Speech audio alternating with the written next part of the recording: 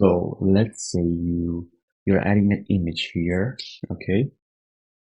So you add an image. If you want a circle image, you can grab right away this one with the circle. But let's say you didn't. You can click on image here. You can drag and drop this one here, and then you're gonna have to go to advanced, and here you're gonna have to select corner circle.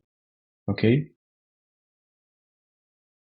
And then here is important that you actually move your image. Okay, so what you can do now here is, for instance,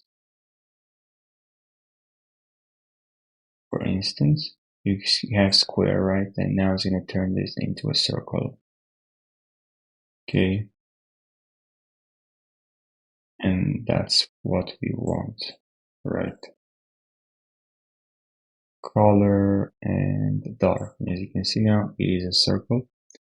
So yeah, I hope you found this short video helpful, but of course it's just better, in my opinion, to write the circle, right, to drag and drop this one from here, because it's already a circle.